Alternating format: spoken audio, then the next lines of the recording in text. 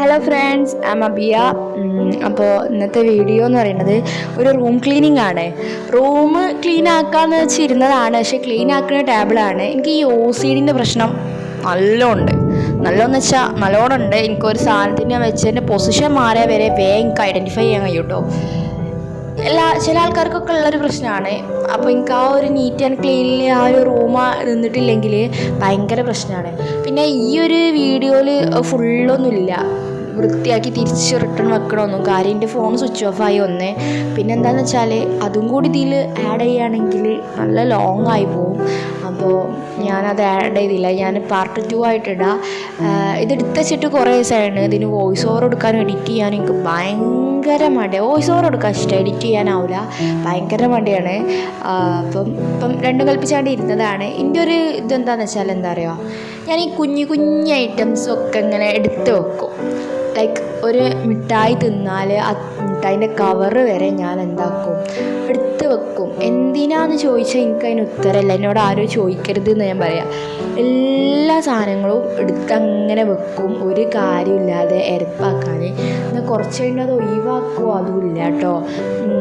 അങ്ങനെ എടുത്ത് വെക്കും. പിന്നെ നമ്മൾ ടേബിളിൻ്റെ ഒരു ഇതെന്ന് വെച്ചാൽ കുറച്ച് കാലം നീറ്റിൽ അങ്ങനെ പോയാൽ എവിടെയെങ്കിലും ഒരു ഇതിലെത്തുമ്പോൾ സ്റ്റെക്കാവുമല്ലോ. അപ്പോൾ പിന്നെ മൊത്തം ഡിസോർഡർ ആവും.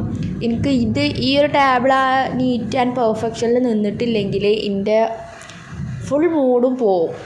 ഒന്നും എടുക്കാനോ ചെയ്യാനോ ഒന്നിനും കഴിയൂല കേട്ടോ. എന്താ വെച്ചാൽ ആ ഒരു നീറ്റിൽ നിൽക്കണം. എനിക്ക് ഈ ഹോട്ട് വീൽസൊക്കെ ഭയങ്കര ഇഷ്ടമാണ്, പക്ഷെ അത് വാങ്ങാനുള്ള സാമ്പത്തിക സ്ഥിതിയൊന്നും സത്യം പറഞ്ഞാൽ എനിക്കില്ല.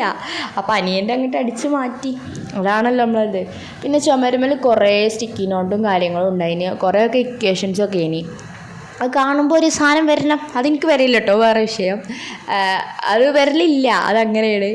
പക്ഷേ ഇത് സ്വയം മോട്ടിവേറ്റ് ആവാനും വേണ്ടിയിട്ട് trust your self, trust your process എന്നൊക്കെ പറഞ്ഞിട്ട് അങ്ങനെ എന്തൊക്കെയൊക്കെ എഴുതി വെക്കുന്നുണ്ട്. നമ്മളാരും ഇങ്ങനെ എന്നും അത് ചെയ്തിക്കോ, എനിക്ക് ഇഷ്ടമുള്ളതിന് പുറകെ പോയിക്കോന്നൊന്നും പറഞ്ഞാൽ ആരും ബാക്ക് വരാണ്ടാവില്ല. സ്വയം മോട്ടിവേറ്റ് ചെയ്ത് സ്വയം ഹീൽ ചെയ്ത് അങ്ങനെ പോവുക, അത്രേ ഉള്ളൂ.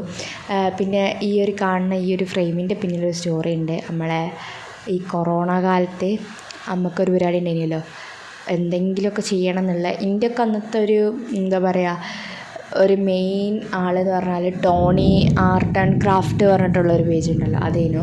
അപ്പോൾ അത് നോക്കി ചെയ്തതൊന്നുമല്ല. അത് ഞാനും കസിനും കൂടിയും വെറുതെ ഇരുന്നപ്പോൾ ക്ലോക്കിൻ്റെ ചില്ല് പൊട്ടിച്ചിട്ട് അതിൻ്റെ ഉള്ളിൽ ഇതാക്കിയാണ്. ഞാൻ പറഞ്ഞല്ലോ, അതും ഞാൻ സൂക്ഷിക്കും. എന്തിനാന്ന് വെച്ചാൽ അതും അറിയില്ല.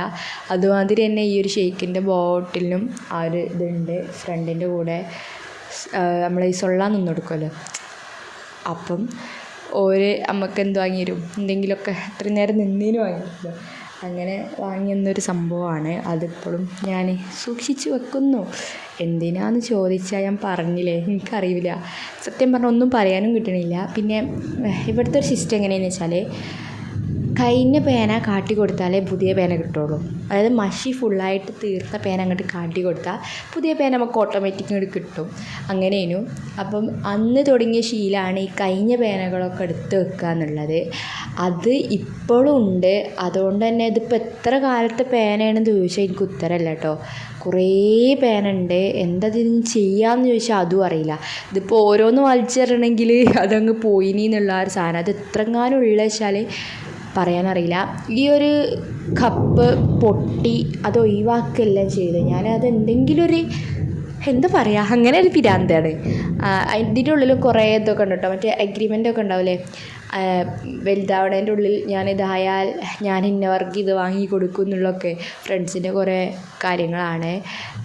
അതൊക്കെ അങ്ങനെ എടുത്ത് വെച്ചാണ്. ഇതൊക്കെ ഇനിയിപ്പോൾ ഒരു 10-12 കൊല്ലം കഴിഞ്ഞാൽ പോകുമെന്നൊന്നും എനിക്കറിയില്ല. എടുത്ത് വെച്ചാണ്. പിന്നെ ഈ കാണുന്ന 2 ബുക്ക് ഒരാൾക്ക് കൊടുക്കാനും വേണ്ടി എടുത്ത് വെച്ചാണ് കേട്ടോ.